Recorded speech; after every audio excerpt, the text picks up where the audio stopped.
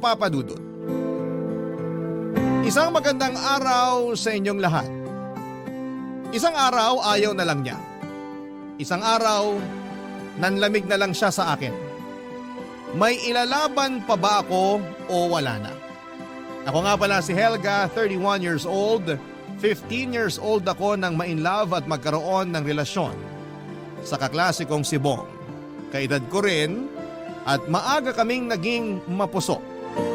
Nabuntis niya ako sa edad na 15. Pinagsama kami ng pamilya namin dahil yon ang sa tingin nilang tama para sa amin. Wala namang problema yon, gayong alam namin na mahal namin ang isa't isa. Kaya lang pagkasilang ko sa anak namin ay hindi na ito nabigyan pa ng tsansa para mabuhay. Dahil doon ay pinaghiwalay kami ng magulang namin para hindi na maulit ang aming pagiging mapuso.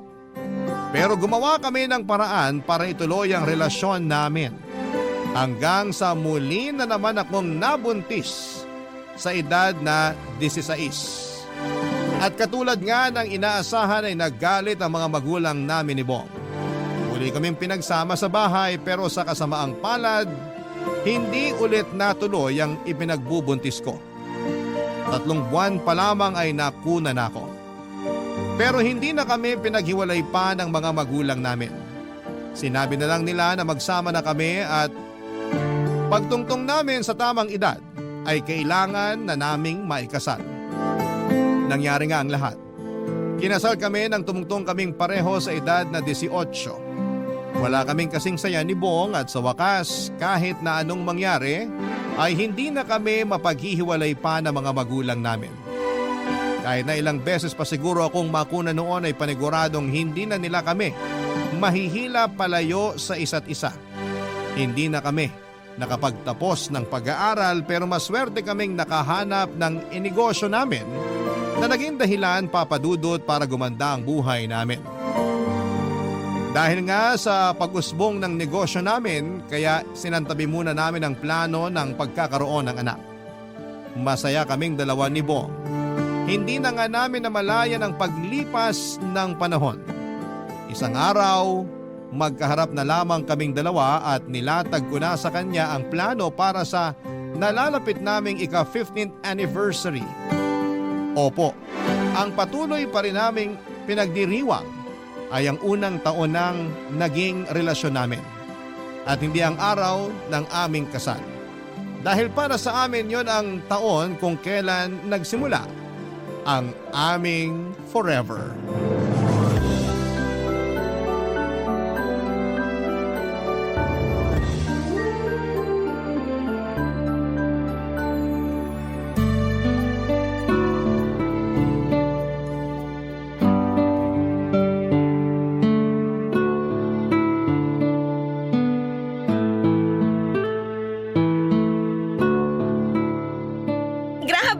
Sino mag-aakalang aabot tayo ng ganito katagal? Talo pa natin yung ibang artista, di ba? Kailangan natin itong i-flex sa Facebook, ha? Para naman ma-inspire natin yung ibang tao. Okay.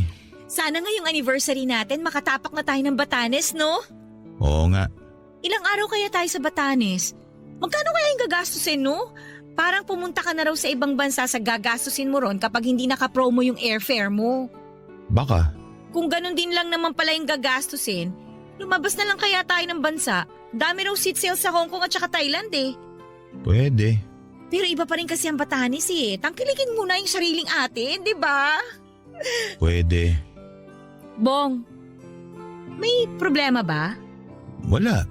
Kasi parang wala ka namang gana makipag-usap sa akin. Ang tagal pa naman kasi ng anniversary natin. Kung makapagplano ka, akala mo next week na. Kilala mo naman ako. Gusto ko nakaplano lahat. At saka, buti sana kung Tagaytay lang yung pupuntahan natin eh. Sasakay tayo ng eroplano, no? Kailangan talaga planuhin kung gusto nating makamura at saka masecure yung upuan sa eroplano. Bahala ka. Oh, bakit naman ganyan ang sagot mo sa akin? Ganito naman talaga ako sumagot dati pa. May toyo ka lang siguro. Wala akong toyo, no? Ang tipid mong sumagot. Makakaubos ba ng laway kung mahigit 2 salitang isasagot mo sa akin? Mag-aaway na naman ba tayo? Ayoko sana, pero kung ganyan ka sumagot na parang wala ka namang gana para sa anniversary natin, mukhang papunta na tayo ron. Ayoko na kasi. Ayaw mo mag-out of town para sa anniversary natin? O ayaw mo mag-celebrate ng anniversary natin? Ayoko na sa'yo. Sino ngayon ang tinatamaan ng toyo? Narinig mo ba ang sinabi ko? Ayoko na sa'yo. Hoy, umayos ka nga ah. Sige, kung ayaw mo sa Batanes, pwede naman tayo sa mas malapit lang. Ikaw na lang magsabi kung saan mo gusto. Okay na rin naman ako doon. Hindi ka ba nakikinig? Ang sabi ko, ayoko na sa'yo. Mag-focus ka kasi, Bong. Parang tanga naman kasi tong kausap eh. Pwede tayo sa Dingalan na Aurora. Sabi nila Malabatanes din daw doon. Basta willing kang mag-hike. Ano, gusto mo? Ang gusto ko, makinig ka sa akin. Helga, ayoko na talaga sa'yo. Ayoko na makipagrelasyon sa'yo. Ang labo mo namang kausap. Pero alam mo, naisip ko, tamad din naman pala akong mag-hike. Tsaka para hindi na hassle sa'yo, kumain na lang tayo sa labas. Hanap tayo ng fine dining yung maayos. Helga! O kahit saan tayo kumain sa mall tapos manood na lang ng sine. Helga, ano ba? O sige, kung ayaw mo rin nun, pwede namang dito na lang tayo sa bahay. Ako na lang magluluto ng paborito mo, tapos manood na lang tayo ng pelikula rito. Intindihin mo naman yung sinasabi ko. Ayoko na, Helga. Tapos na tayo. Pwede rin naman siguro next year na lang tayo mag-celebrate ng anniversary kung hassle talaga sa'yo ngayong taon. Mag-post na lang tayo ng pagbati natin sa isa't isa sa Facebook. Helga, please! O kahit wag na.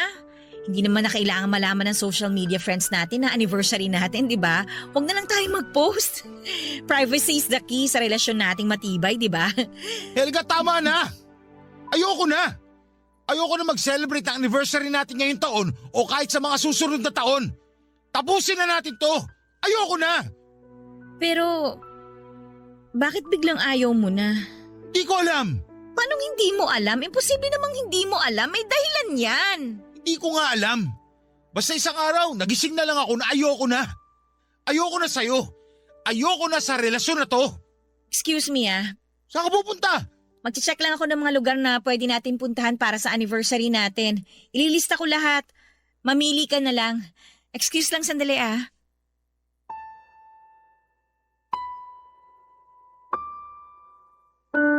Nagmadali akong pumasok sa kwarto namin ni Bong, Papa Dudut.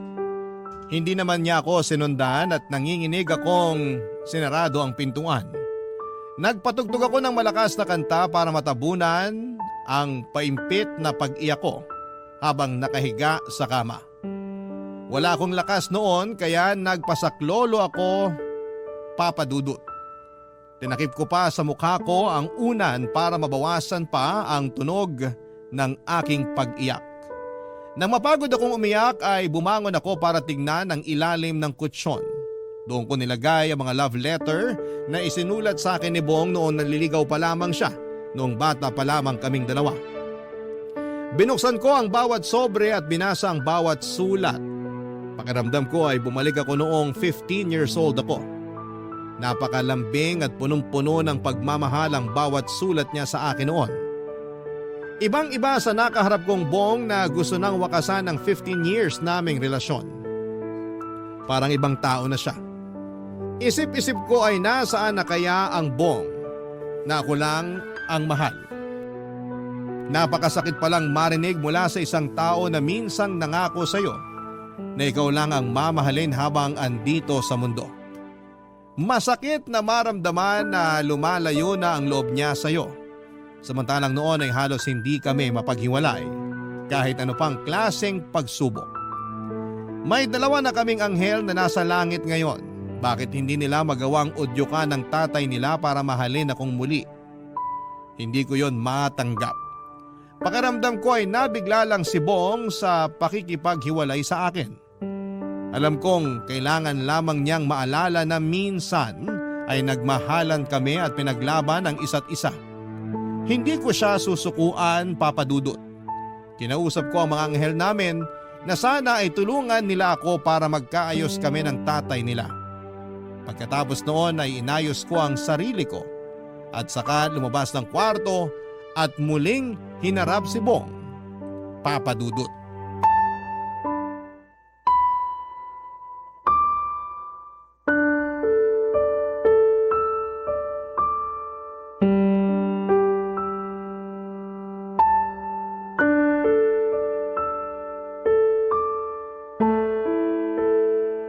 Makikipag-usap ka na ba sa akin?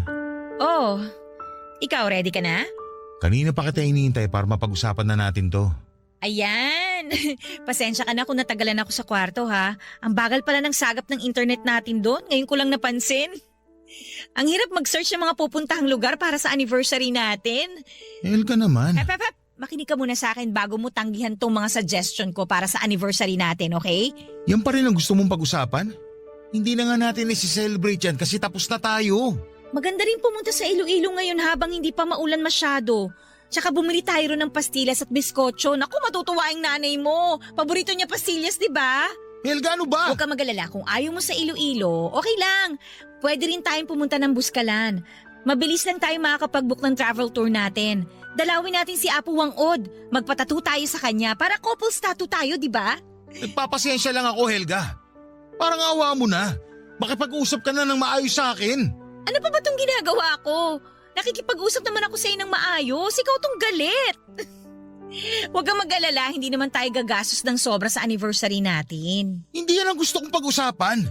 Pag-usapan natin kung paano hatian dito sa bahay at kung paano natin sasabihin sa pamilya natin na hiwalay na tayo. Bakit tayo maghihiwalay? Ano ba kasi pinagsasasabi mo? Helga, makisama ka naman. Huwag ka namang mangpanggap dyan na parang wala kang alam sa mga sinasabi ko. Wala naman talaga eh. Kanina ang ayos lang natin na nag-uusap, di ba? Tungkol sa anniversary natin. Tapos ngayon… Walang maayos kanina. Ano ba pinagsasabi mong maayos? Napupuno na ako sa'yo, Helga. Totoo naman ah. Di ba ang saya mo pa nung sinabi ko sa'yo na sa Batanes tayo magse-celebrate ng anniversary natin? Nahihibang ka na. Hala siya.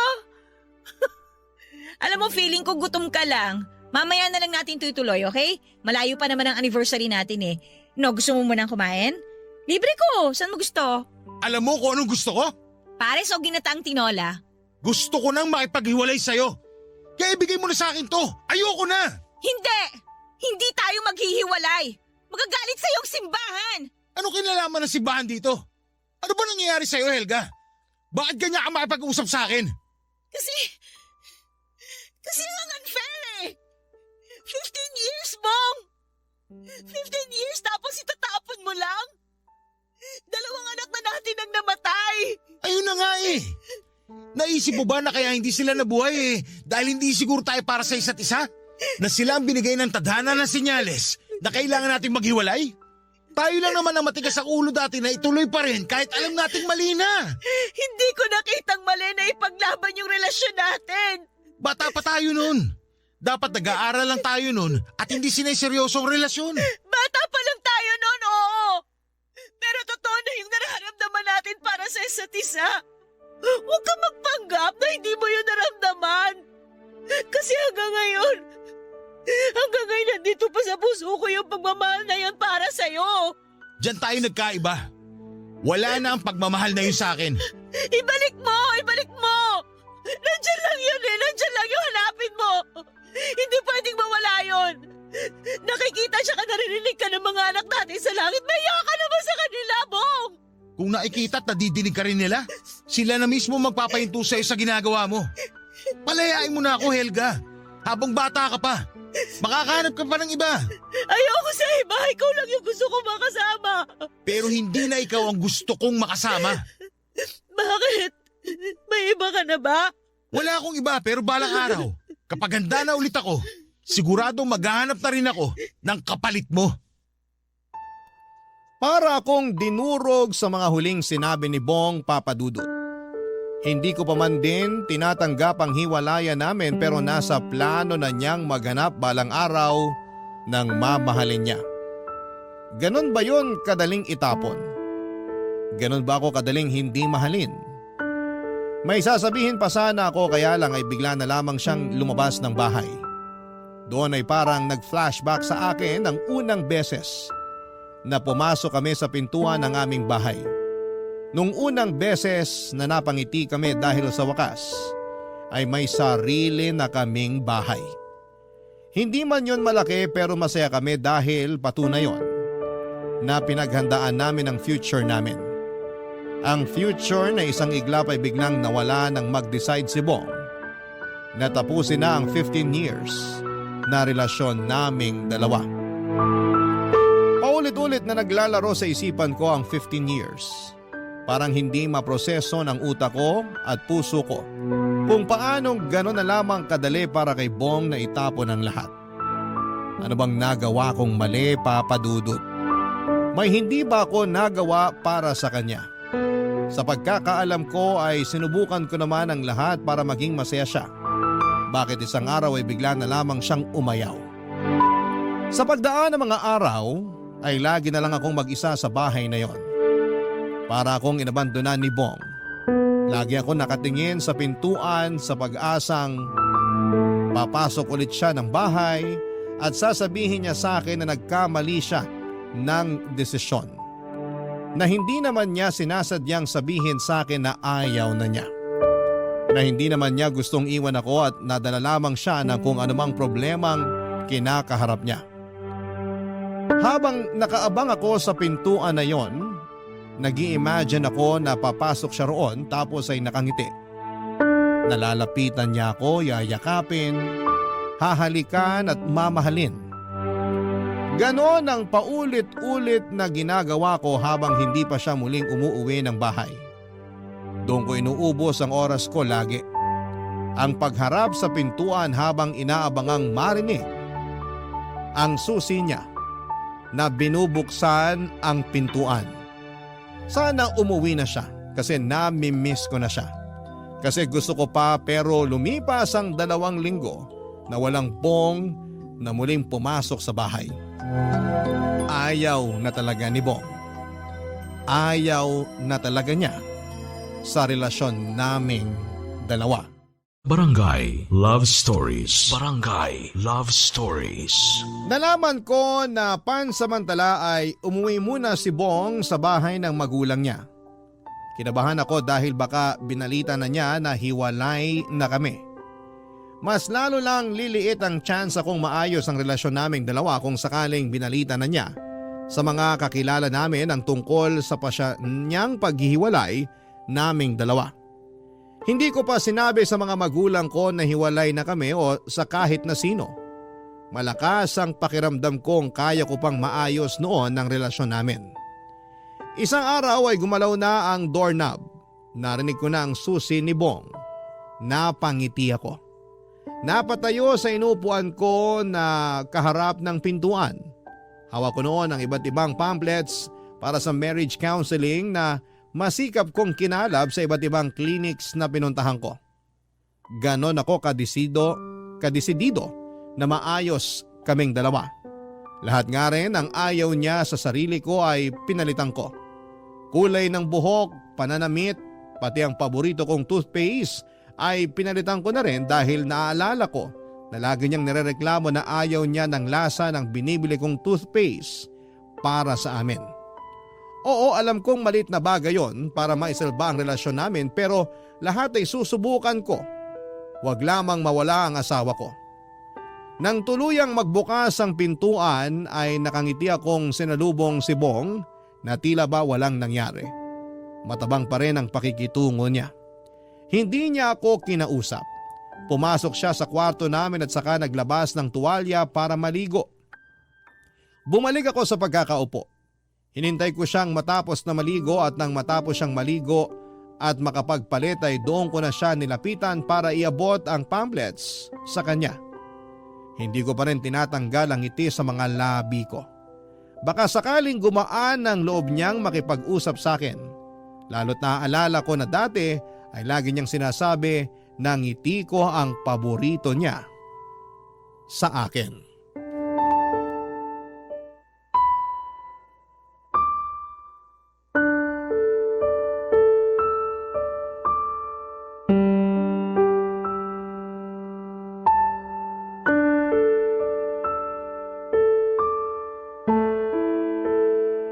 Bakit ganyan ka makangiti? Wala lang. Masaya lang ako kasi umuwi ka na. Bawasan mo na. Hindi na nakakatuwa. Kala ko ba paborito mong ngiti ko? Lagi mo kayang sinasabi yun sa akin. Dati yun, nung mahal pa kita. Ang sakit mo namang magsalita. Pumreno ka naman. Sorry, puyat lang.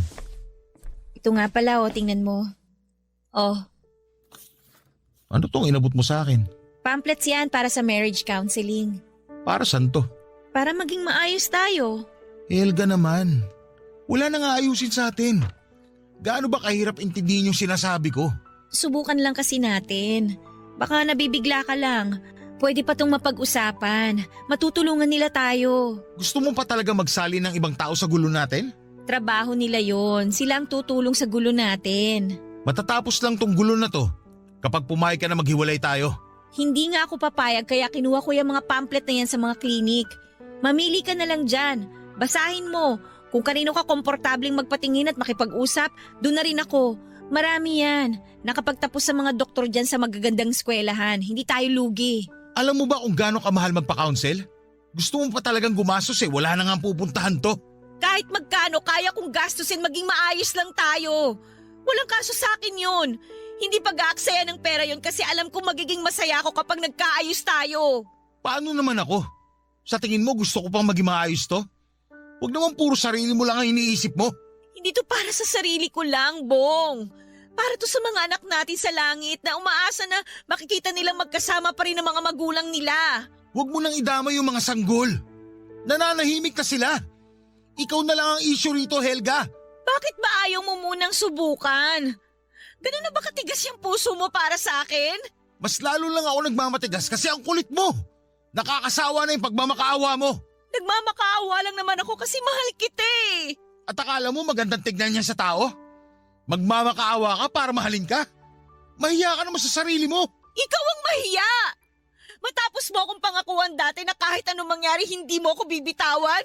Asa na yun, Bong? Nasaan na yung pangako mo na yun? Wala na yung bong na yon. Patahimikin mo na lang siya kasi hindi na siya babalik sa'yo. Maniwala ka! Bong! Anak ng... Huwag ka naman magbasag ng gamit! Pinaghirapan natin ang mga yan! Wala akong pakialam! Huwag yung coffee maker! Paborito natin yan! Ah, ito? Teka, huwag yan! Ayan! Wala na tayong paborito! Niregalo ko sa'yo yan dati.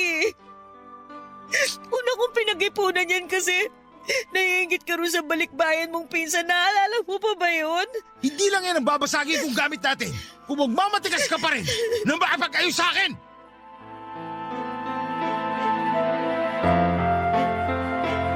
Nagmadaling lumabas ng bahay si Bong Papadudut. Binalibag ang pintuan palabas at naiwan akong mag-isa habang isa-isang pinupulot ang mga sinira niyang gamit. Hindi ko mapigilang umiyak at masakit para sa akin dahil hindi lang basta-bastang mga gamit na mga nabili ko kung saan ang mga yon. Mga gamit yon na tumibay at naalagaan dala ng maraming alaala na naipon namin. Ang coffee maker na matagal niyang nilambing sa akin. May kamahalan at hindi basta-bastang mabibili kung saan lang. Doon ako higit na nasasaktan. Naalala ko kung paano niya akong nilambing para mabilihan ko siya ng ganon bilang regalo sa anniversary namin. Hindi ako mahilig magkape pero lagi niya akong inaaya na sabayan siya sa paghigop ng kape na masaya niyang tinitimpla tuwing umaga. Nasanay na rin tuloy ako.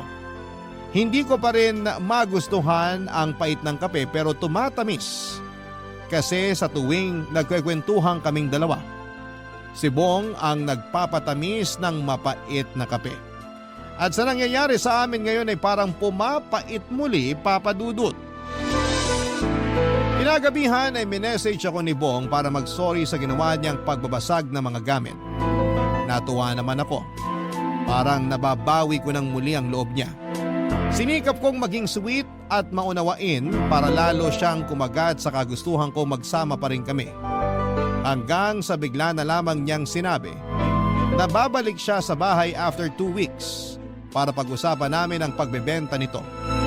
May mga nakausap na raw siya at kailangan ko siyang tulungan para pumili kung kanino ibebenta ang bahay. Nasaktan ako, Papadudut. Talagang para sa kanya ay tapos na kami. Ninipot ko ang bahay namin at isa-isang lumabas lahat ng alaala na naiwan namin sa bawat sulok ng bahay. Mas lalo akong naiyak at nahirapan. Makalipas ang 2 linggo ay nagbalik na muli si Bong sa bahay. Hindi ko alam kung paano siya sasalubungin noon. Hindi ko na kayang pikein pa ang ngiti ko. Kahit ganun pa man, may natitira pa rin akong amor para sa kanya. Sinabi niya mag-usap na kaming dalawa. Tumango ako at pinagtimpla siya ng kapeng 3-in-1, Papa Dudut.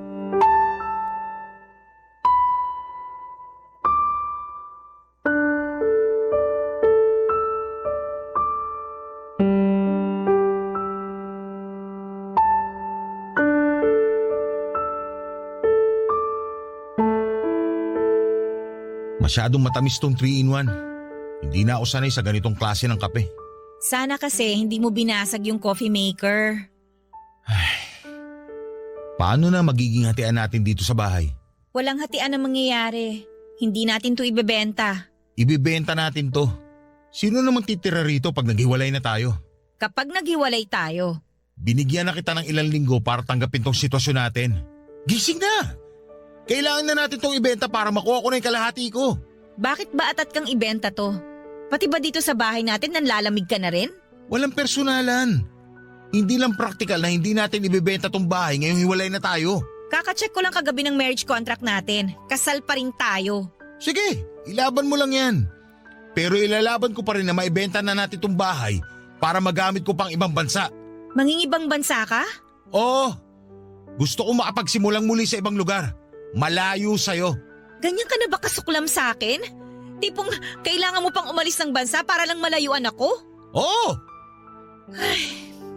Sakto lang din naman pala. Alam mo ba na nagchat-chat sa akin yung manliligaw ko noon bago naging tayo? O ngayon, Kinukumusta niya ako. Gusto akong yayaing lumabas. lumabas ka lang. Okay lang sa'yo na makipag-date ako sa dating manliligaw ko? Oo, Wala ka man lang bang mararamdaman? alam mo kung ano lang yung nararamdaman ko? Inis. Pinahihirapan mo kasi ako. Kung gusto mo makipagligawan, gawin mo lang. Papayagan kita. Pero payagan mo na rin akong ibenta tong bahay para matapos na to. 15 years tayo, Bong. 15 years pero kumakabugaw ka sa akin sa iba? Akala mo kaibigan lang kita? Sino ba nagbukas ng topic tungkol doon? Ikaw naman, di ba? Sinabayan lang kita. Tapos magagalit ka. Gusto ko lang makita kung may pakialam ka pa sa akin. O ngayon nakita mo nang wala. Ayos na ba? Bong, wala naman talaga nagpaparamdam sa akin na dating manliligaw. Gusto ko lang namang makita na kahit papano may puwang pa rin ako sa puso mo. Nakukurta na talaga utak mo. Dahil sa'yo! Dahil binigla mo ako sa mga desisyon mo. Hindi ako makapag-isip ng matino. Sorry. May kasalanan nga ako ron. Sige, ganito. Bibigyan pa kita ng oras para pumayag sa alok ko na ibenta na tong bahay. Sana pumayag ka na kagad habang may mga nagkaka-interes pa sa bahay natin. Sige, Dito na muna ako matutulog. talaga? Sa sala na ako. Ikaw na sa kwarto. Maglalabas na lang ako ng unan at kumot. Magtabi na lang tayo. Ilang gabi na akong nalulungkot mag-isa sa kama eh. Tabihan mo naman ako. Pahihirapan mo lang ang sarili mo, Helga. Mabuti ngayon pa lang masanay ka nang wala na ako sa dating pwesto ko sa kama. Ayokong masanay. Ano, tatabihan mo ba ako? O mas lalo kong bibitinin ang desisyon kong ibenta tong bahay? Walang nagawa si Bong kundi ang pumayag na tabihan ako. Nagsuot ako ng pinaka-sexy na pantulog ko. Yung pantulog na hindi ko na nagagamit dahil naliitan ko na. Yung pantulog na ginagamit ko noong unang taon ng kinasal kami. Noong mga panahong sobra pa ang init ng pagmamahala naming dalawa. Ginamit ko ulit yon sa pag-asang makatulong para manumbalik ang pagtingin sa akin ni Bong. Pero parang hindi umubra, Papa Dudut. Tinalikuran lamang niya ako at nagkumot hanggang ulo. Habang ako naman ay pilit na dumidikit sa kanya. Siya naman ay palayo ng palayo sa akin. Hinarap ko siya at sinubukang yakapin pero tinanggal niya ang pagkakayakap sa akin. Hindi ko siya maintindihan. Dati naman ay siya pa ang nagagalit kapag hindi ko siya niyayakap sa tuwing matutulog kami. Ni minsan din ay hindi niya ako tinalikuran kapag natutulog. Lagi siyang nakaharap sa akin kahit may tampuhan pa kami. Ganon niya ako kamahal dati.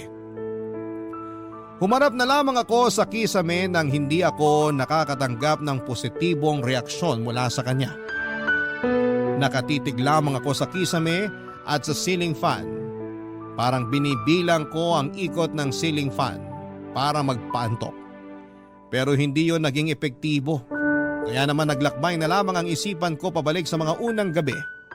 na natulog kami sa kamang yon bilang mag-asawa. Ilang lambingan, harutan at tampuhan ang nasaksihan ng kamang yon. Ilang luha rin ang sinalo ng mga una namin sa tuwing may pinagdadaanan kami sa aming relasyon. Ilang tawa ang narinig ng mga pader ng kwarto sa tuwing may naaalala kaming nangyaring nakakatuwa sa araw namin. Lahat ng yon ay hanggang ala-ala na lamang. Lahat ng yon ay nagbabadyang matapos oras na pumayag na akong hiwalayan or magkahiwalay kami. Tinigil ko na ang pagbabalik sa nakaraan. Sinubukan kong yakaping muli si Bong sa ikalawang pagkakataon. Muli naman siyang pumalag. Gising pa pala siya at mukhang hindi rin siya makatulog dahil sa tensyon sa pagitan naming dalawa. Papa Dudut, sinubukan ko na lamang muling humarap sa kisame dahil sa sakit ng nararamdaman ko. Barangay Love Stories. Barangay Love Stories. Na-depress ako sa mga nangyayari sa amin ni Bong, Papa Dudut. Lalo na yung mga araw na hindi na talaga siya umuuwi. Iyong pupunta na lamang siya sa bahay para kumuha ng damit o di naman kaya ay para tanungin kung nakapagdesisyon na ako. Napakahirap noon lalo't wala akong ibang malapitan o makausap man lang sa pinagdadaanan ko. Ma-pride pa rin ako at hindi ko makayanang sabihin sa mga kaibigan ko ang mga nangyayari sa relasyon naming dalawa. Dahil oras na sabihin ko sa kanila ay magmimistulang mitya na yon para sa relasyon namin. Hindi ko pa rin kaya. Kaya hanggat maaari, sinosolo ko na lamang ang lahat ng sakit at pangungulila. Umaasang pagising ko ay ubos na lahat ng pagod at luha. Umaasang pagising ko ay tapos na ang lahat ng sakit. Baka sakali iyon ang gabi-gabi kong panalangin. Panalangin na parang ang hirap tuparin ng kalangitan. Sa tuwing nababagabag ako ng lungkot at pag-iisa, dinadalaw ko ang puntod ng mga yumao naming anghel at doon ko nga ibinubuhos ang lahat ng iyak ko. Doon ako nagsusumbong at hindi naman na sila makakapagsalita para isumbong ako sa mga kamag-anak namin, kaya sa tuwing bumibigat na sa mga yumao kong anghel na lamang ako lumalapit noon, Papa Dudut. Pagka-uwi ko ng bahay kahit papaano ay nagiging magaan ulit. Naging desperada na rin po ako. Sana maunawaan niyo ako. May mga nilapitan ako sa Facebook para bumili ng mga pampaamo o mga gayuma para mabalik ako or mabalik ko sa akin ang aking asawa. Napagastos na nga ako doon. Lalo na yung mga ginagamit ang kahinaan ko para kuhanan lamang ako ng pera at magkukunwaring makakatulong ang asin na binababad sa init ng araw para mapabalik si Bong sa akin. Pinatos ko ang mga yon. Masyado akong nabulag sa kagustuhan kong mapasa aking muli ang asawa ko. Pero walang umepekto. Matabang pa rin ang kanyang pakikitungo sa akin, Papa Dudut.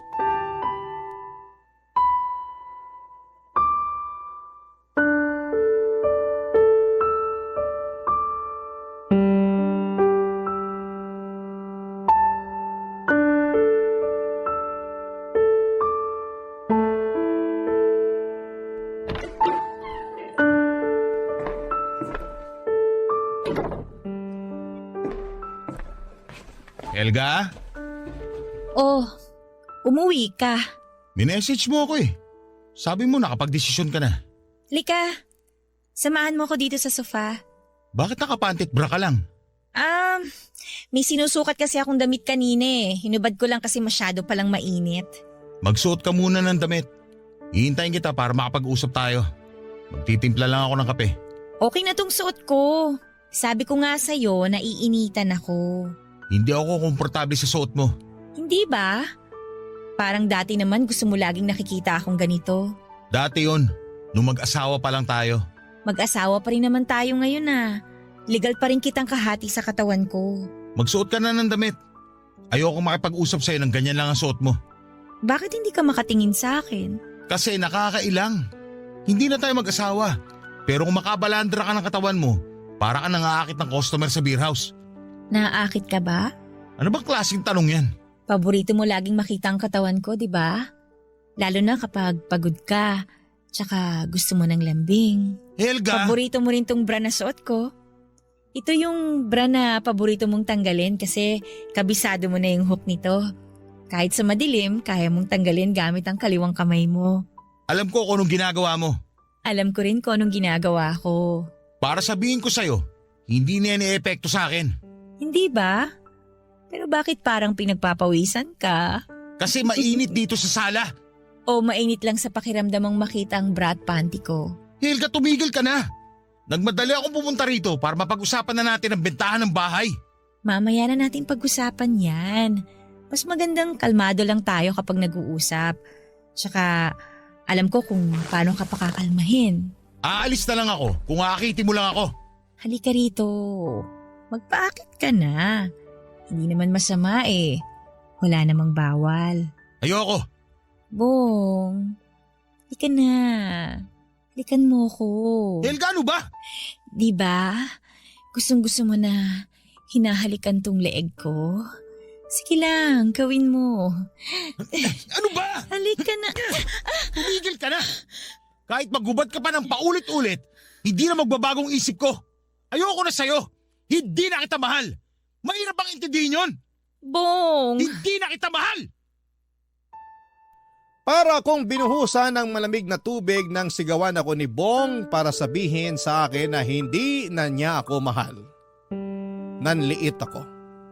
Napatakbo ako sa kwarto para kumutan ang sarili ko. Umiyak ako ng umiyak. Kumatok si Bong sa kwarto para mag-sorry sa mga masasakit na sinabi niya pero huli na para mapawi niya ang sakit. Hinayaan niya na rin ako pagkatapos. Hindi na siya nagpaalam sa akin at umalis na lamang siya. Narinig ko na lamang ang pagdampot niya ng susi at pagbukas ng pintuan at paglabas ng bahay. Mas lalo akong umiyak nang marinig ko ang pagsarado ng pintuan. Tanda na nakalabas na naman siyang muli sa bahay. Doon na naman ako umiyak ng todo. Naramdaman ko bigla ang lamig sa kwarto. Gumilid ako sa pwesto ni Bong sa kama at sa ganong paraan ay parang katabi ko siya at niyayakap ako. Nakakapit pa rin ang amoy niya roon, Papa Dudut. Mas lalo lamang akong nalungkot. Ilang araw ulit na hindi bumalik si Bong sa bahay at nung panahon na yon ay pakaramdam ko. Unti-unti na akong nasasanay. Gigising ako sa umaga na wala siya, kakain ako ng mag-isa kahit na walang gana at hindi ko na mabuksan ang TV na madalas naming babaran tuwing walang ginagawa. Nakaupo ako mag-isa sa sala at inaabangan ang pagbukas ng pintuan pero walang dumarating. Walang Bong na bumabalik. Oras-oras ay naglalakad ako sa kabuuan ng bahay, bawat sulok ay hinahanapan ko ng alaala. Hindi naman ako nabigo roon. Panay pa rin ang iyak ko at mukhang mahirap bago ako masanay na nagbago na ang buhay ko sa pagkalas ni Bong sa akin. Isang gabi ay minessage ko si Bong. Pinapunta ko ulit siya sa bahay at sinabi kong kailangan na naming mag-usap. Pumayag naman siya kaagad. Nilabas ko ang kahon ng sapatos kung saan ko inilagay ang pinaprint kong wedding pictures namin. Hindi niya alam ang tungkol doon. Bala ko sanang isorpresa yon sa 15th anniversary namin na alam kong hindi na matutuloy pa.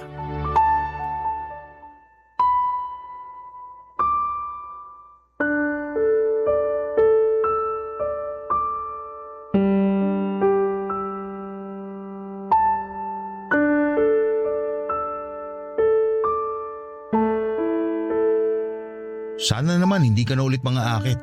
Maupo ka. Sana maging matino na tong usapan natin. Oo, makakaasa ka. Okay na sa'yong ibenta tong bahay? Sa isang kondisyon. Ano yon? Tatanggapin mo pa rin bang regalo ko sa'yo para sa anniversary natin? Ano na naman ba itong pinaplano mo? Wala akong pinaplano na kahit na ano. Gusto ko lang talagang ibigay sa'yo tong regalo ko. Wala akong regalo para sa'yo. Okay lang. Hindi naman ako humihingi eh. Ano ba yung ibibigay mo? Bago ko ibigay sa'yo, pwede bang magtanong? Ano yung pinaka-paborito mong anniversary natin? Siguro nung unang anniversary natin bilang mag-boyfriend at girlfriend. Bakit yun? Simple lang kasi noon.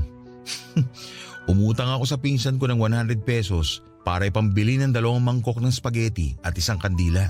Naalala ko yon. Sa likuran pa tayo ng bahay ninyo kumain ng spaghetti tapos sa gitna yung kandila. Para kunwari yayamanin ang date natin. Tinakas ko pa yung kurtina namin para may panglatag tayo sa mesa para magmukhang sosyal yung spaghetti natin. Paborito ko rin yan. 16 lang tayo noon tsaka wala pa tayong pera noon pero kontento, di ba? Pasensya ka na kung hindi na ako kontento ngayon. Iintindihin ko. Niregaluhan mo pa ako ng isang boxer shorts noon. Inipon ko ang pambili noon. Kung alam mo lang kung paano ko tiniis na hindi mag-fishball tuwing hapon, gusto lang talaga kitang maregaluhan. Ang hilig mo nga magregalo. Tuwing may okasyon, lagi kang may inaabot. Kaya nga sa huling okasyon ng pagsasama natin, gusto ko pa rin magregalo sa'yo. Eto, buksan mo. Sapatos ba to? Hindi. Ginamit ko lang yung karton ng sapatos para ilagay dyan yung totoong regalo ko sa'yo. Sige na, buksan mo na. Pictures ng kasal natin to ah. Pinaprint mo? May balak pa sana akong gawin dyan. Kaso mukhang hindi ko na maiyahabol. Okay na rin yan. Yan na lang kasi ang inabutan ng relasyon natin eh. Salamat. Salamat. Salamat din sa'yo. 2 tayong bumuo ng regalo na yan. Kasama ka dyan eh. Parang naging regalo mo na rin yan sa akin. Itatago ko to. Makakaasa ka. Sana. Kasi sigurado ako, pagkatapos nito, buburahin na natin lahat ng pictures natin sa cellphone. Mabuti na lang at naihabol ko maipaprint yan. Siguro ayaw na ng tadhana na matapos tayo nang wala man lang may iwang alaala ng pagsasama natin. Pumapayag ka na? Wala na rin naman ako magagawa eh. Nung isang gabi nga, nilibot ko tong bahay. Memoryado ko pa lahat ng alaala natin sa bawat sulok. Masakit na masaya.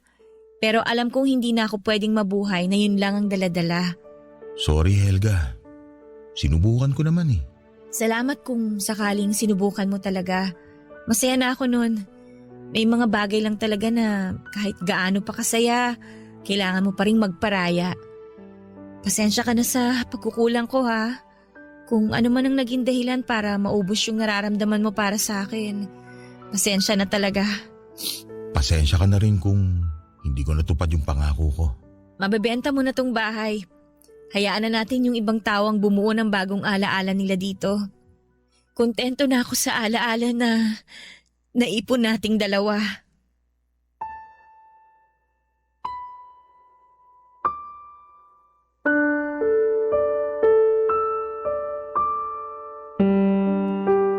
Papadudot niyakap ako ni Bong at doon ay nagbadya ang mga luha ko. Pabulong siyang nagpasalamat ng paulit-ulit. Mas lalo tuloy sumikip ang aking dibdib. Mas lalong nagmadaling lumabas sa mga luha sa aking mga mata. Yun ang katapusan ng pagbuo ng mga panibagong alaala. Plinano naming mabenta ang bahay sa lalong madaling panahon at nagawa naman namin yon. Hindi ko na gustong mabuhay at manatili sa piling niya kahit gaano ko pa kagustong ipaglaban siya. Kahit mahal na mahal ko pa siya. Minsan talaga, mapipilitan kang bumitaw kahit gusto mo pang kumapit. Kasi yon ang nasa isang dulo ng tali. Kanino ka pa kakapit kung nauna na siyang bumitaw? Hindi ba't sa sarili mo na lamang? Mabigat sa akin na lisanin ang mga ala-ala namin ni Bong Papadudot pero wala nang saysay ang patuloy kong pagkapit doon dahil tapos na. At na-experience na namin ang lahat ng pwedeng maging ala-ala namin. Ang mga bagay na tapos na ay hindi na dapat sundan pa at balikan. Sa ngayon ay naghahanda na ako para umalis ng bansa. Hindi ba't si Bong ang unang nagplano na lisanin na ang bansa para makapagsimula sa ibang lugar? Hindi yun nangyari sa kanya. Ako ang unang makakaalis ng bansa. Ako ang unang bubuo ng buhay sa ibang lugar malayo sa kanya. At alam kong kailangan kong gawin yon para mas mapadali ang paglimot ko. Magiging mahirap magsimula sa ibang lugar na hindi siya kasama. Lalo't nasanay akong kasama siya sa bawat yugto ng buhay ko. Pero ginagawa ko na to para sa sarili ko. Dahil utang ko ang pagbangon kong ito sa sarili ko. Naging matatag ako at wala akong ibang gustong pasalamatan kundi ang sarili ko na nagpatuloy lamang sa paglaban kahit gaano pa kahirap at kabagal. At sana para sa lahat ng mga nakikinig sa programa ninyo sa Barangay Love Stories na nasaktan, magawa nyo sanang pasalamatan ang sarili ninyo sa patuloy ninyong pakikipaglaban. Kung ano man ang mga susunod na plano ninyo, ilaan ninyong mabuti para sa sarili ninyo. Pagmamahal sa sarili ang kailangan. Dahil sarili nyo lamang ang hindi mangiiwan sa inyo kahit anumang klase ng unos ang mapagdaanan ninyo. Maraming salamat po sa pagbasa ng aking kwento. Ako ang inyong kabarangay forever, Helga. Dear Papa Dudut, mapagpalang araw po sa inyo at sa mga nakikinig sa Barangay LS 97.1 ngayong araw. Tawagin niyo na lamang po ako sa pangalang Teban. 52 years old, mangingisda ako noon dito sa Bolinao, Pangasinan.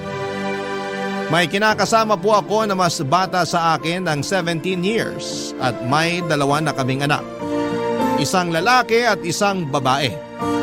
Pero bukod sa 2 kong anak, sa kinakasama ko ay may isang anak na lalaki pa ako. Sa dati kong asawa na nasa poder naman ng kapatid ko. Kinuha kasi ng kuya ko ang anak kong yon dahil noong naghiwalay kami ng asawa ko ay hirap pa akong makahanap ng trabaho. Hanggang sa nauwi na lamang ako noon sa pangingisda na hindi rin kalakihan ang kinikita. Papadudod, laki po ko sa hirap, 5 kami magkakapatid at isa lang po sa amin ang nakapagtapos ng pag-aaral. Yung 4 sa amin kasama na ako ay hanggang high school lamang ang natapos. Nung magkaroon ako ng kinakasama na tawagin niyo na lamang sa pangalang Mona, ay mas naging dedikado ako sa pagtatrabaho. Batid kong hindi pa naman kami kasal pero nasanay na akong asawa ang turing kay Mona. Kaya sa ganung paraan ko na lamang po siya babanggitin. Lahat ng kinikita ko sa pangingisda ay ibinibigay ko sa asawa ko. Marami na rin akong naging racket para madagdagan pa ang naibibigay ko kay Mona. Dahil doon ay naipaayos ko ang dati napakasimple lang naming bahay. Mula sa sawaling dingding ay napasemento ko na ang bahay namin. At napagawa na rin ng kwarto ang 2 anak namin ni Mona. Wala naman naging lamat ang aming pagsasama sa loob ng mahigit 1 dekada. Naibibigay ko naman lahat ng pangangailangan ng pamilya ko at ng isa ko pang anak. Ngunit teenager na po noon ang panganay namin nang magkaroon kami ni Mona ng isang malalang away na nagtulak sa kanya para sa isang malaking desisyon. Papa Dudut.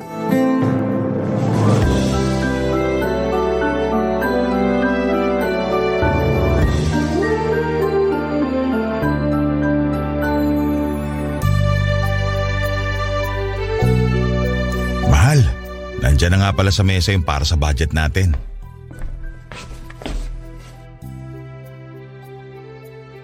10,000 para sa 2 linggo? Paano ko pagkakasyahin to? Pasensya ka na. Ilang kasi yung natira sa kinita ko, mahal. Nagpadala pa ako kay kuya para sa anak ko. May babayaran daw sa eskwelahan. Nahiyan man akong ipasagot pa yun kay kuya eh. Nagkakaproblema na nga sila sa pera ngayon. Kaya naman pala eh. Baka mas malaki pa yung napunta sa anak mo sa unang asawa mo ha? Namimili ka na ba ngayon? Ha, Teban? Mahal, hindi. Sadyang nangailangan lang yung bata. Mas mabuti nga na sa akin siya nagsabi at hindi kay kuya. Alam mo namang nasa ospital pa yung asawa ni kuya hanggang ngayon, hindi ba? Hindi mo na problema yun. Mapera naman sila. Tayo yung naghihikahos dito, hindi sila. Hindi pa naman tayo maghihikahos kung magtitipid tayo ng kaunti. Pwede naman tayo maggulay paminsan-minsan. Ay, hindi ko makain ng gulay yung mga anak mo. Eh di isda muna. Libre naman yung isda natin. Isda na naman? Halos hindi na nga namin malunok yung isda sa sobrang umay na namin. Magtitipid lang naman tayo ng kaunti. Mabibili pa rin naman natin lahat ng kakailanganin dito sa bahay sa halaga ibinibigay ko sa'yo. Saka kung nakapag-grocery ka na at kinulang talaga, gagawin ko naman ng paraan kaya wag na natin itong pag-awayan. Bakit hindi mo na lang aminin na mas pinapaboran mo talaga yung anak mo sa dati mong asawa? Huh? Baka naman gusto mo na ring magbalikan kayo ng babaeng yon kaya ka nagkakaganyan. Mahal naman, pupunta na naman ba tayo sa usapang yan? Matagal na kaming hiwalay at hindi na kami nag-uusap. Alam mo yun. Aba malay ko, baka mamaya palihim na pala kayong nagkikita o nag-uusap. Malabong mangyari yan. May bago na siyang asawa ngayon kaya pakiusap naman. Huwag na natin siyang isama sa usapan natin. Kung hindi yung mag-ina mo yung dahilan kung bakit nauubos yung pera mo, baka naman sa bisyo mo na pupunta. Bisyo? Anong bisyo sinasabi mo? Mukhang maangang ka pa? Hindi ba bisyo yung pag-inom mo kasama ng mga kapwa mo mangingisda? Pati ba naman yun? Ay, Mona naman. Birthday na operator namin kaya ako nakiinom. Kami magkakasama sa laut sa loob ng halos 2 linggo na malayo ko sa inyo. Masama ba yung makisama at makisaya naman ako sa kanila paminsan-minsan? Oo, masama. Lalo na kung tinitipid mo kami ng mga anak mo. O siya, sige. Para wala ng pagtatalo. Gagawan ko ng paraan na matagdagan yung 10,000 ibinigay ko sa'yo. Ay, hindi na. Baka mangutang ka na naman sa operator nyo. Alam mo namang chismosang asawa nun. Baka marinig ko na naman ang pangalan ko sa chismisa nila ng mga maaasim niyang kumare na mga mukhang ulikba. Nakikipag-away ka ba sa asawa ng operator namin? Eh, ano naman kung nakikipag-away ako? Ayoko nang pinagchichismisan ako, no? Wala silang karapatan. Hindi mo ba kayang makisama na lang sa mga tao rito sa atin? Ako nga Kahit napipi ko na sa ibang kasamahan ko, nagtitimpi ako sa ngalan ng pakikisama. Paano kung hindi na ako isama ng operator namin dahil sa ginagawa mo? Alam mo namang nakiusap lang ako na sumama sa kanya. Bakit? Pangingisda lang ba yung trabaho rito? Eh di maghanap ka ng iba. Kesa naman nakikipagplastikan ka sa mga kasama mo. Madali para sa'yo na sabihin yan kasi hindi naman ikaw yung nababaliw kakaisip kung paano tayo makakaraos sa araw-araw. Ah, ganon. Pinapamukha mo na ngayon sa akin na wala akong trabaho. Ganon ba? Hindi yan yung ibig ko sabihin. Ang sa akin lang naman, lawakan mo yung pangunawa mo. Hindi yung konting kibot, galit ka na kagad. Hindi naman solusyon yung pag-aaway natin sa problemang pampamilya. Hindi. Malinaw sa akin kung ano yung sinabi mo. Huwag ka mag-alala. Bukas na bukas din, maghahanap na ako ng mapapasukang trabaho.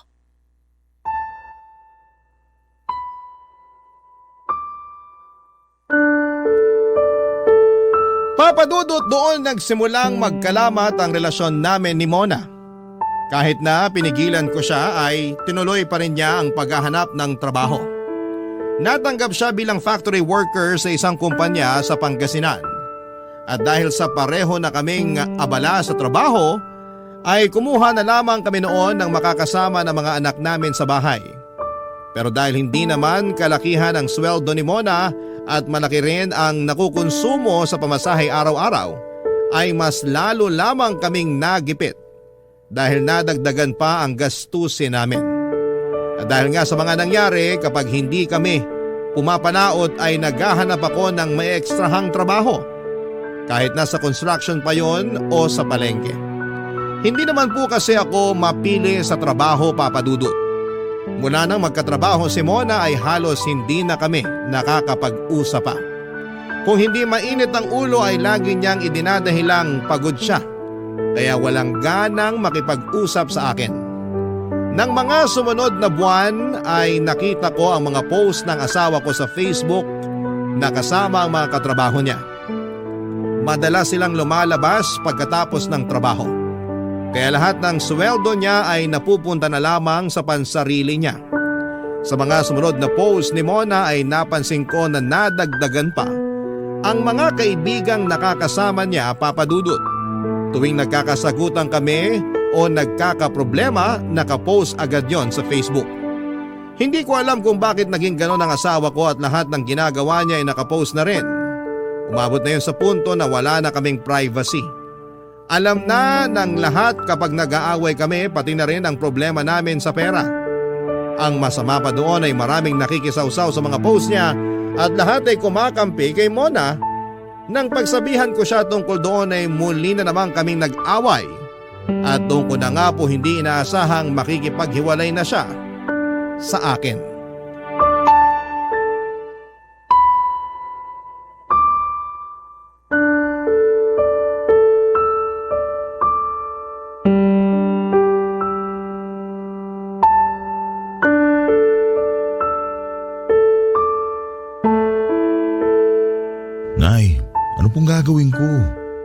Nakikipag-iwalay na sa akin si Mona. Abay, bakit naman? Nag-away kasi kami nitong nakaraan lang. Panay post kasi sa Facebook. Lahat na lang na nangyayari sa buhay namin, alam na ng mga kaibigan niya. Pinagsabihan ko lang naman siya tungkol doon, Nay. Tapos ayun, galit na galit. Ang nasa isip kaagad niya, maghiwalay na kami. Napakababaw naman ang dahilan niya. Yun na nga po yung sinasabi ko sa kanya, pero hindi nagpapatalo. Mas lalo pa siyang lumala nung nagkatrabaho na siya. Kasi kumikita na siya ng sarili niyang pera kaya ganon. Tingin niya siguro wala ka ng karapatang questionin yung mga ginagawa niya kasi patas na kayong dalawa. Mukhang ganun na nga, Nay. Parang ang humanap lang siya ng dahilan para maghiwalay na kami. May mga babae talaga na kapag nakatikim ng konting kalayaan, abay nagbubuhay dalaga. Ay. Oh, yung mga anak ninyo, naaasikaso pa ba? Yun nga, Nay, sa tingin ko hindi na. Mukhang iniasa niya na sa nakuha namin kasama sa bahay. Ayos lang sana kung naaalagaan na mabuti, pero mukhang naghihintay lang ng sweldo. Napapabayaan na yung mga bata. Wala sa oras kung kumain. Natatambakan pa na maruruming damit. Naglalaan pa naman ako ng pera para doon tapos parang napupunta lang din sa wala. Hindi na rin nakakapagbigay si Mona. Sa sarili pa lang niya, kulang na yung sinusweldo niya. Bakit hindi na lang huminto sa pagtatrabaho si Mona? Wala rin naman palang nangyayari sa sweldo niya. Nay, pag-aawain lang ulit namin yung tungkol dyan. Alam niyo naman yun. Laging galit na galit pagdating sa akin. Konting kibot, nakapost na naman ako sa Facebook. Ewan ko ba dyan sa asawa mo?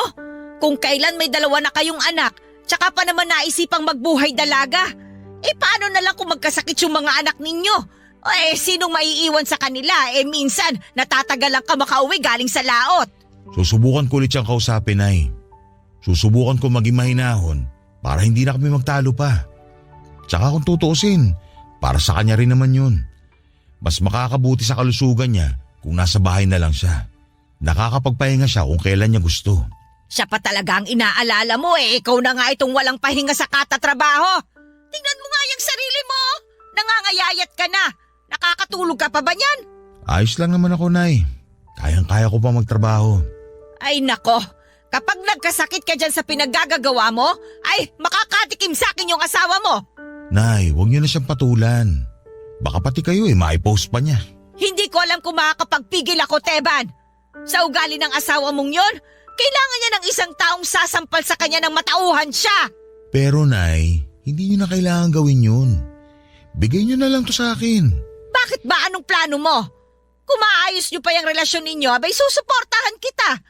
Pero kung makikipaghiwalay ka, ay isipin mo muna yung mga anak ninyo maaapektuhan. Si Mona naman po yung unang nakipaghiwalay.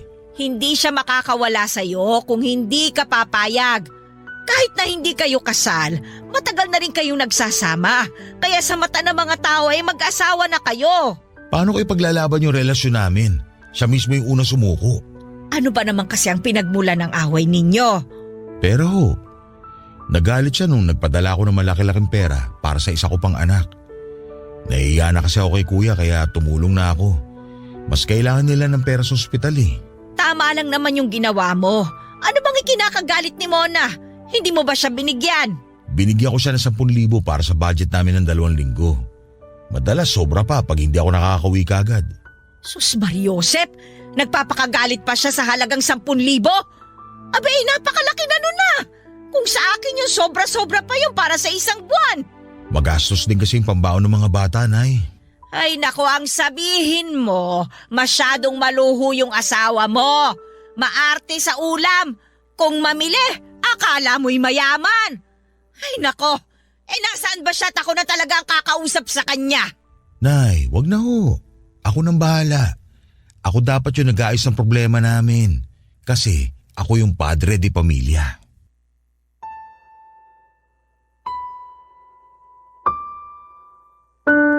Papa Dudut, muli kong kinausap si Mona at gaya ng inaasahan ko ay naggalit siya at hindi pumayag noong sabihin kong mag-resign na lamang siya sa trabaho. Pero nung sinabi ko na dadagdagan ko ang perang iniaabot sa kanya ay bibigyan siya ng puhunan para mag-online selling na lamang ay pumayag na rin naman siya. Nag-resign siya sa trabaho at nag-online selling na lamang ng mga gamit at kung ano-ano pang mga gamit na patok sa mga taga roon sa amin. Maganda naman ang naging resulta noon dahil bukod sa malaki ang kinikita ni Mona ay mas marami na rin siyang oras sa mga anak namin. Pinaalis na niya ang nakuha naming kasambahay at siya na lamang ang nag-asikaso sa mga bata. Pero ilang buwan lang mula nang mag-online selling si Mona ay nabalitaan ko na may kinikita na pala siyang lalaki. Kakilala naming dalawa ang nagsabing nakita si Mona sa isang restaurant sa bayan na may kausap na matandang lalaki at sweet pa sa bawat isa. Nakumpirma ko yon nang makita ko ang isang post ni Mona na patungkol sa lalaking patagunyang kinikita ng mga panahong yon. Papa Dudut. Barangay Love Stories. Barangay Love Stories. Papadudot na lamang ko na Philip pala ang pangalan ng lalaking patagong kinikita ni Mona. 60 na ang lalaki at isang negosyante. Nagkwento sa akin ang kaibigan ni Mona na asawa naman ng kasamahan ko sa pangingisda.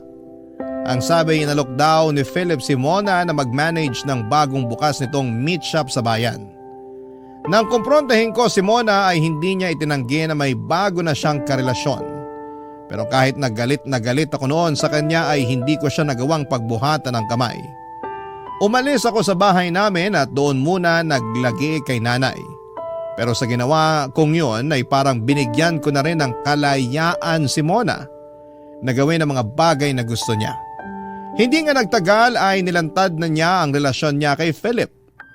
Ang masakit pa roon, noong nagsasama kaming dalawa ay minsan ay hindi niya ipinost ang mukha ko sa Facebook para ipakita kung gaano siya ka-proud na ako ang asawa niya. Pero si Philip palaging laman ng mga post niya at laging naka-my day ang bawat date nila. Kitang-kita ko kung gaano kasaya si Mona sa bago niyang karelasyon at napakasakit noon para sa akin. At dahil nga sa mga nangyari mga kapuso ay inudyokan ako ni nanay na kunin ang mga anak ko kay Mona. Pero hindi yun naging madali para sa akin. Umalis na kasi sila sa dating bahay namin at doon na talaga na malagi sa bahay ni Philip.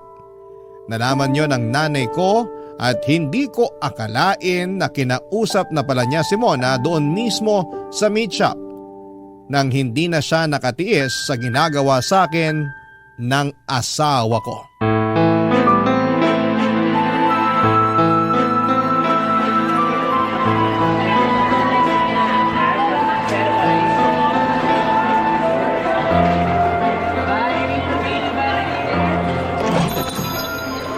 Hoy, Mona!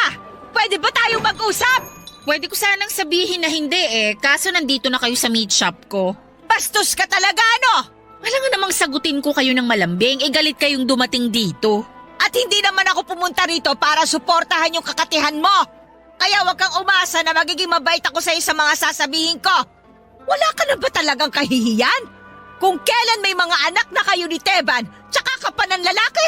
Bakit ba kayo nakikialam? Hindi sana ako makikialam kung ibinigay mo na lang yung mga bata sa anak ko. Alam mo na siya yung mas karapat dapat na makasama ng mga bata. At hindi ikaw na lumalandi pa sa ibang lalaki. Kung nandito lang kayo para husgahan yung pagmamahala namin ni Philip, makakaalis na ho kayo. Pagmamahalan? O baka pinatulan mo lang kasi may pera? Hindi ka pa nakontento sa anak ko? Ginawa na nga ang lahat para sa'yo kahit napapabayaan na niya yung sarili niya. Ginawa niya lang yung responsibilidad niya bilang ama ng mga anak ko. Kung makapagsalita kayo, parang napakabayani naman ang anak niyo. Higit pa sa responsibilidad yung ginawa niya. Pero ikaw, hindi ka marunong makontento. Kahit ano pa hong sabihin ninyo, hindi makukuha ni Teban yung mga bata. Hinahayaan ko naman siyang makita at makasama mga anak niya. Bakit kailangan niya pang kunin? Tinatanong mo pa talaga? Nakikita ng mga bata na ibang lalaki na yung kasama mo. Sa tingin mo ba makakabuti yun sa kanila? Gusto niyo ng makatotohanang sagot? Oo. Makakatulong sa kanila na si Philip yung kinakasama ko. Dahil ba binubulag mo sila sa mga luhong na ibibigay mo gamit yung pera ng Philip na yon? Hindi maluho yung mga bata. Pero ikaw, oo! Ha! Sigurado naman ako na pera lang ang habol mo rin sa matanda na kinakasama mo Marami kang napapala kaya mahal mo kuno. Ano bang alam niyo sa pagmamahal wala nga kayong asawa. Kaya siguro kayo na byuda kasi ganyan yung ugali niyo. Huwag mong isali rito yung asawa ko! Di wag rin kayong makialam sa buhay ko. Ganun lang yun kasimple. Alam kong marami ng chismis na kumakalat tungkol sa akin pero wala akong pakialam. Wala naman silang ambag sa buhay ko. At least ako, maginhawa yung buhay. Kayo at yung mga naninira sa akin, naghihikahos pa rin hanggang ngayon. Mauubos din yung perang tinatamasa mo. Tandaan mo yan. Akala mo ba, hindi kayang kumuha ng Philip na yan ng mas bata at mas magandang babae kesa sa'yo? Gagamitin niya lang din yung pera niya. Kapag nagsawa na siya sa'yo, pupulutin ka na lang sa kangkungan. Kaya ako sa'yo, magpakasaya ka na kasi sandali na lamang yan. Ay nako, iba talagang nagagawa ng inggit. Ang mabuti pa, umuwi na ho kayo. Naaawa na ako sa inyo eh. At saka kung gusto nyo talagang makuha ni Teban yung mga anak niya, bakit hindi siya humarap sa akin? Kita nyo na? Napakaduwag ng anak nyo. Yung bagay na dapat na siya ang gumagawa, ipinapadaan pa sa inyo. Napakawalang kwenta talaga. Naghahanap buhay yung anak ko para sa mga bata. Alam mo, sa totoo lang, mahal ka pa rin ng anak ko eh.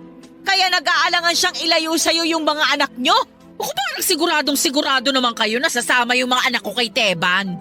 Mas maayos yung buhay nila kapag ako yung kasama.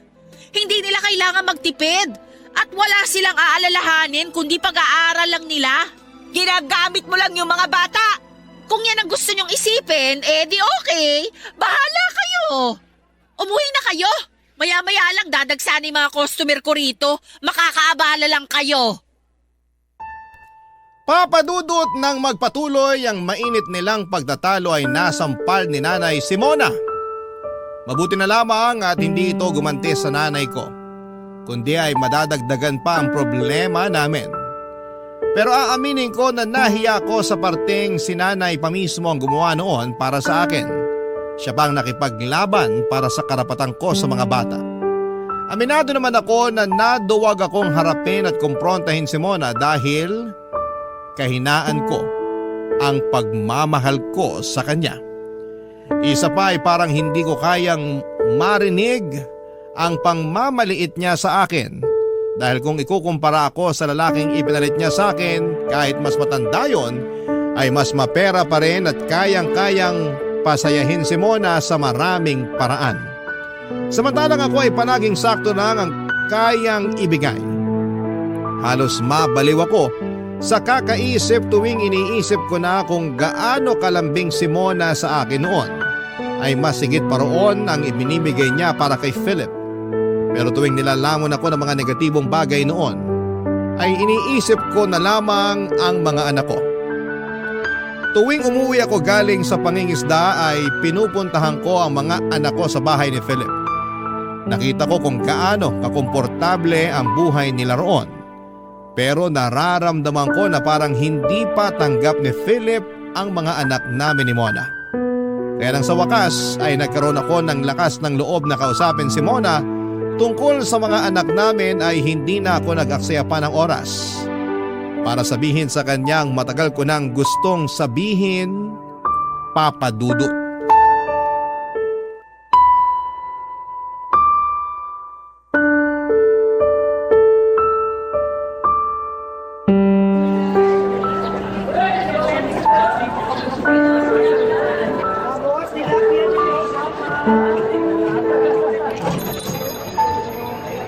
Nung nakaraan, nanay mo ang nandito ah. Tapos ngayon, ikaw naman? Yung totoo, tinik ba ako sa lalamunan ninyong mag-ina? Alam mo yung dahilan kung bakit ako nandito. Gusto mo pang makipagbalikan sa akin? Hindi ikaw yung pinunta ko rito, kundi yung mga bata. Nakikita mo naman sigurong tindahan to ng mga karne, di ba? Huwag kang mag-alala, hindi ko pa kinakatay ang mga anak mo. Hindi pa sila kasama sa mga karneng nasa harapan mo. Kaya hindi mo sila kailangang sadyain dito. Hindi ako nandito para makapagbiruan sa'yo, Mona. Gusto ko nang kunin yung mga bata. Ibabalik ko sila sa bahay. Alam mong hindi ako papayag. Oo nga, anak mo rin sila. Pero ako yung mas may karapatan sa mga bata. Ako yung ina rito, hindi ikaw. Ikaw nga yung ina. Pero hindi nakakabuti sa kanila na nakikita may kasama ka ng ibang lalaki. Naisip mo man lang ba na baka tuksoy sila ng mga kaklase nila? Hindi mo alam kung anong takbo ng utak ng mga bata ngayon. Baka nga nabubuli na sila sa eskwela na hindi mo nalalaman. Ay, hindi mangyayari yan. At kung sakali mang mabuli sila, edi ililipat ko sila ng eskwelahan. Doon ko sila papapasukin sa private. Walang nakakakilala sa kanila ron. Talagang ini-enjoy mo na yung pera ng Philip na yun, no? Sa bagay, naibibigay naman niya lahat ng gusto mo. Oo, at hindi mo kaya yon. Pasensya ka na kung sa tingin mo nagkulang pa rin ako. At kung hindi kita mapipilit na sa akin na lang tumira yung mga bata, baka naman pwede papuntahin mo sila sa akin kapag walang pasok. Uy, bakit pa? Pwede mo naman silang i-chat o tawagan kung gusto mo silang makausap. Hindi yung uutusan mo pa ako para sa gusto mong mangyari. Hindi kita inuutusan. Nakikiusap ako ng maayos. Kung makikiusap ka lang naman, hindi mo na kailangan pumunta rito. Nag-chat ka na lang sana. Kung hindi ako pupunta rito, hindi kita makakausap. Binlock mo ko, hindi ba? Paano hindi kita ibablock? Dakilang kontrabida ka sa buhay ko. Lahat na lang ng post ko pinakikialaman mo. Account ko naman yon. Kaya gagawin ko kung anong gusto ko. Naiintindihan mo? O baka naman binlock mo ako para hindi ko makita yung paglalandian yun ng lalaki mo. Iisa lang ang dahilan kung bakit kita blinak. Binubura na kita sa buhay ko. Hindi pa ba malinaw sa'yo? Hindi na kita mahal, Teban. Hindi ako naniniwala sa'yo. Hindi mo ka maniwala. Hindi naman kita pinipilit. Pero kung ako sa'yo, gigising na ako sa katotohanan habang maaga pa. Tatapusin mo ba yun ng ganun-ganun na lang? Mahigit 10 taon na tayo nagsasama. Tapos ngayon ka pa susuko? Kahit 100 taon pa yung naging pagsasama natin, hindi ko pagsisisihan yung desisyon ko. Masaya na ako kay Philip. Kaya pwede ba? Huwag ka nang pupunta dito ulit. Baka isipin pa niya na nakikipagbalikan ako sa'yo. Yung tungkol sa oras na makakasama mo yung mga bata, pag-iisipan ko muna. Pag-iisipan? Bakit kailangan pong pag-isipan hindi naman ako ibang tao? Ako ang tatay nila. At kahit lunuri mo pa sila sa pera, hindi mo matatabunan yung katotohanan na yon. Saka kahit hindi ako kasing yaman ng lalaki mo, kaya ko pa rin sustentuhan yung mga anak ko. Ikaw bahala. Hindi kita pipigilan kung gusto mong magbigay sa mga bata. Pero tandaan mo, hindi ko yun utang na loob sa'yo.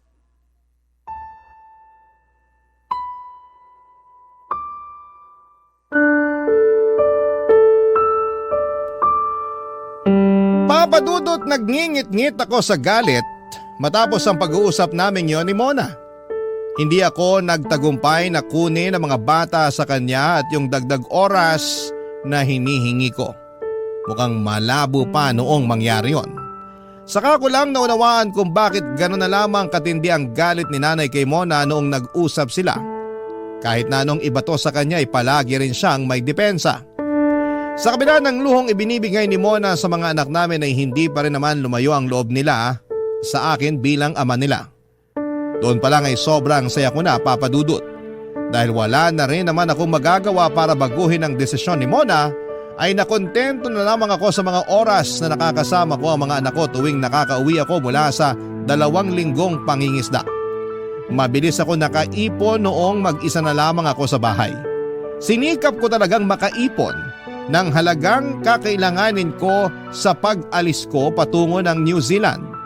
Kami lang ni nanay at ng kuya ko ang nakakaalam na may plano na akong mag-ibang bansa para magtrabaho. Sa tulong ng kapatid ko na may kakilalang nagtatrabaho sa New Zealand, Papa Dudut, ay nakalipad ako patungo roon at nagkaroon ng maayos na trabaho. Maraming Pinoy ang tumulong sa akin. Nakarelate kasi sila sa kwento ko. Kaya marami rin akong naging kaibigan sa pagtatrabaho ko bilang dairy farm assistant.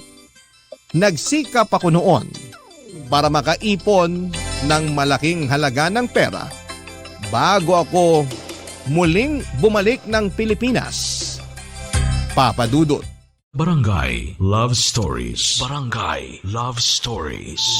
Papa Dudut, marami na akong narinig na pangiinsulto at pangmamaliit mula kay Mona, kaya naman nagpursigi talaga akong makaipon ng malaking pera habang nagtatrabaho sa New Zealand.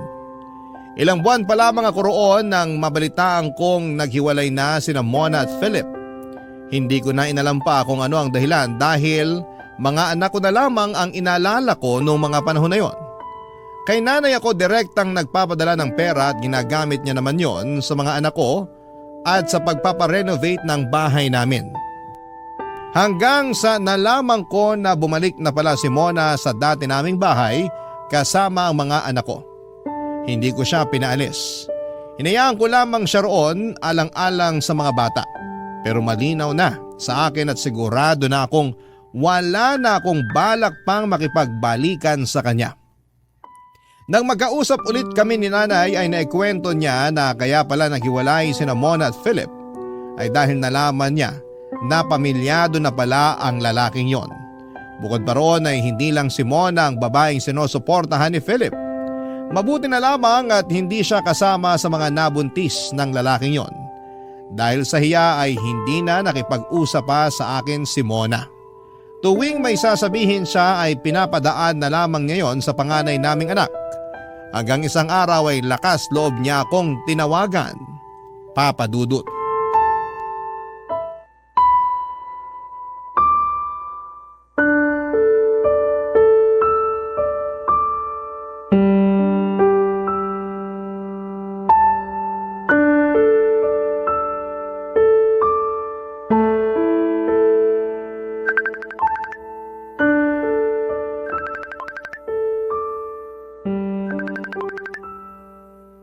Napatawag ka.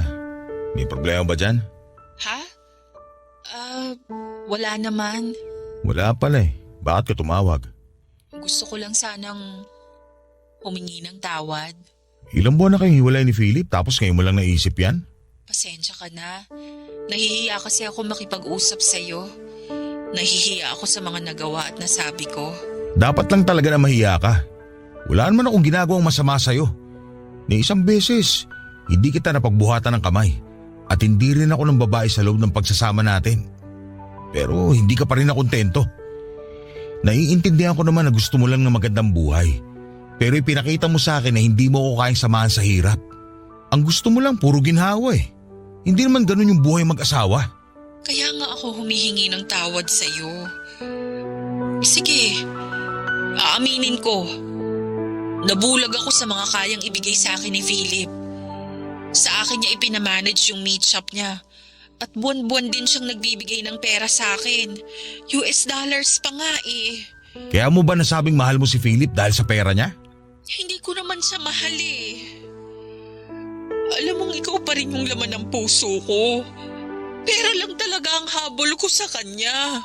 Sana inamin mo yan sa akin nung nag-usap tayo noon. Ang sabi mo hindi mo na ako mahal. Ipinamukha mo sa akin na wala akong kalaban-laban doon sa Philip mo. Tapos naman na yun eh. Nangyari na yun at hindi ko na maibabalik pa. Tama ka. At nakapagdesisyon na rin ako na hindi na ako makikipagbalikan sa'yo kahit na anong mangyari. Kahit pa para sa mga bata na lang. Mona naman, nagamit mo na sila noon para makuha yung gusto mo. Kaya hindi na uubra sa akin yan. Ginawa ko lang naman yun para guminhawa yung buhay ng mga anak natin. Bakit? Nag-i-house ba kayo na ako pa yung kasama nyo? Di ba ginagawa ko naman ang paraan ng lahat? Kaya hindi ko maintindihan kung saan parte ako pinaka nagkulang para hiwalayan mo ako ng ganong kadali. Hindi man tayo kasal, pero asawa na yung turing ko sa'yo. At ikaw na yung iniisip kong makakasama ko hanggang sa pagtanda. Sinayang ko yung pagkakataon na yon. Kung hindi sana ako nagpadala sa tukso, maayos pa sana yung relasyon natin hanggang ngayon. Ay, tama ka. Pero sabi mo nga, nangyari na yun na tapos na. Kaya wala na tayong magagawa. Kung gusto mong mapatawad kita, alagaan mo na mabuti yung mga bata. Ako nang bahala magsustento sa inyo. Lahat ng kailangan nyo, sabihin mo lang sa akin. Salamat. Kahit na malaki yung kasalanan ko sa'yo, nagagawa mo pa rin akong tulungan. Naiintindihan ko naging biktima ka rin ni Philip. Kaya hindi rin magiging madali sa'yo to. Pero hanggang suporta na lang yung kaya kong maitulong sa'yo. Kung gusto mo maghanap ulit ng mga kasama, walang problema sa akin. Basta ligtas at maayos yung kalagayan ng mga bata. Hindi na ako maghahanap ng iba. Desisyon mo yan. Hindi ako makikialam sa personal mong buhay. Pero pagdating sa mga anak natin, doon ako may pakialam. Huwag kang mag-alala. Hinding-hindi na ako gagawa ng bagay na malalagay sa alanganin yung mga anak natin. Sila na yung una kong iisipin. O sige na. Bababa ko na to. May kailangan pa akong asikasuhin. Ingat kayo dyan. Salamat, Teban. Ingat ka rin dyan. Papa Dudut, kahit medyo malungkot ang buhay ko sa New Zealand dahil malayo ako sa mga anak ko, ay nabawasan naman yon kapag nakakausap ko sila. Madalas nila akong tawagan kapag tapos na ang oras ng trabaho ko. Sa pagpupursige ko po noon, halos hindi ko na namalayang ilang taon na rin pala akong wala sa Pilipinas. Nakakamiss yung dati naming buhay, lalo na yung mga anak ko at si nanay, pero inisip ko na lamang na kaunting sakripisyo na lamang yon para sa kagaganda ng buhay nila. Dahil si nanay ang umahawak ng perang ipinapadala ko sa Pilipinas, ay nagbuka siya ng savings account para sa mga anak ko. Para yon sa pag-aaral nila. Mula nang mag-ibang bansa ako ay masaya akong malaman na hindi na nagigipit ang nanay ko. Para sa akin kasi isa yon sa mga pinakamalaking achievement ko sa buhay. Yung mapagaan ang buhay ni nanay. Tungkol naman kay Mona, nabanggit ng nanay ko na bumabawas daw ito ng mga inaabot niyang pera na para sa mga bata para gawing puhunan sa tindahan. Hinayaan ko na lamang yon dahil alam ko namang makakatulong din yon sa kanila. Saka naiintindihan ko rin naman na walang napaglilibangan si Mona dahil hindi siya makakapagtrabaho kapag nakatutok siya sa mga anak namin. Matapos nga ang 5 taon, may katrabaho akong Pinay sa New Zealand na nakapalagayan ko ng loob hanggang sa nagpasya na akong ligawan siya. Tawagin niyo na lamang po siya sa pangalang Marisa. Halos magkaedad lang sila ni Mona, pero dalaga pa siya noong panahong yon. Kaagad naman niya akong sinagot at hindi ko inilihim ang mga anak ko sa kanya. Isa pa ay seryoso na ako kay Marisa, kaya nagpaplano na kaming magpakasal noong pareho kaming makauwi ng Pilipinas, Papa Dudut.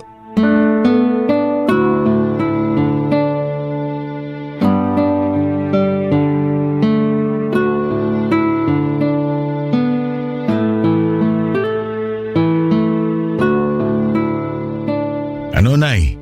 Pasado po ba sa inyo si Marisa? Ay, abay, oo naman! Pasadong pasado! Ay, napakabait na bata! Si nanay naman, oh.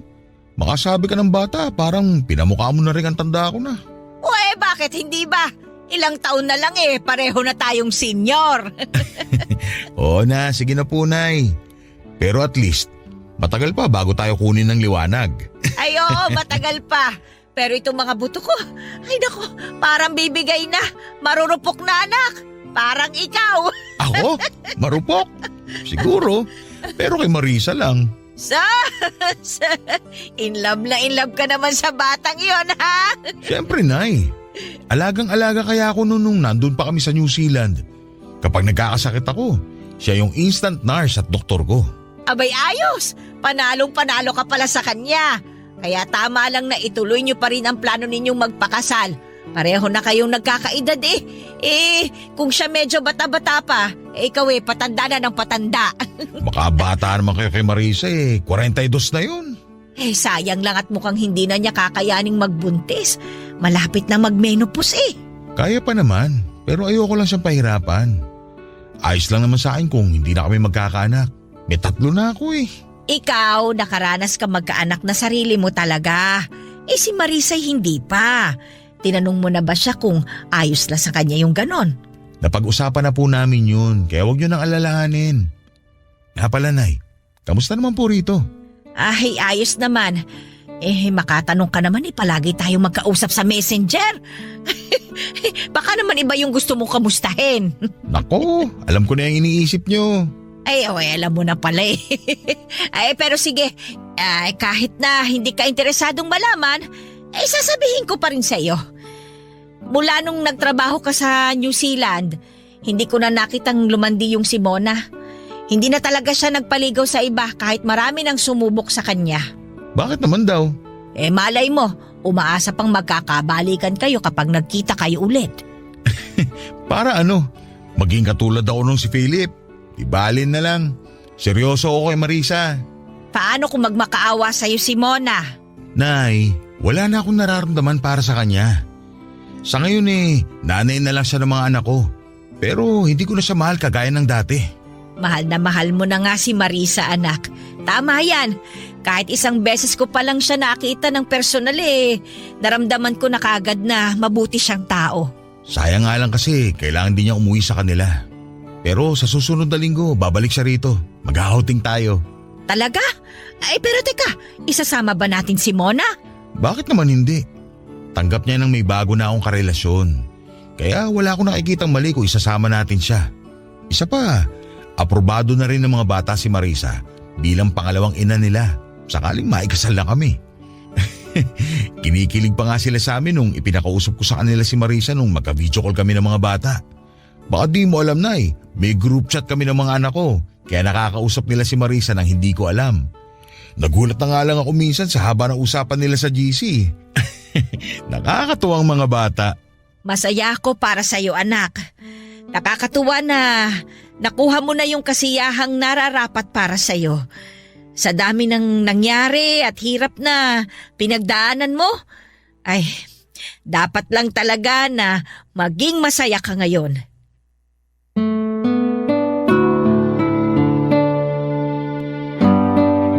Papadudot kahit na ikakasal na kami ni Marisa at wala na akong nararamdaman para kay Mona, ay hindi ko naman siya binaliwala.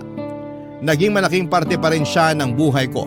Kaso nga lang ay hindi na namin maibabalik sa dati yung naging samahan namin. Sa kabilang banda naman ay masaya ako na natanggap ng mga anak ko si Marisa. Naging supportive sila sa relasyon naming dalawa.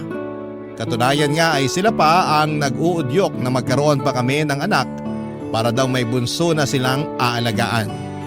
Gusto naman naming subukan pero kung may hirapan lang si Marisa, masaya na ako na may 3 makukulit na anak na ako.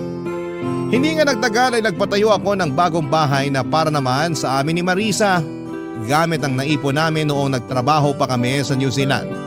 Matapos ang aming kasal, nagkaroon na rin kami ng mini grocery sa barangay namin at nagpagawa ng sariling water refilling station na malakas din ang bentahan sa amin. Wala na kaming balak na mag-ibang bansa. Kaya ginugol na lang namin ang oras naming mag-asawa sa pagnenegosyo.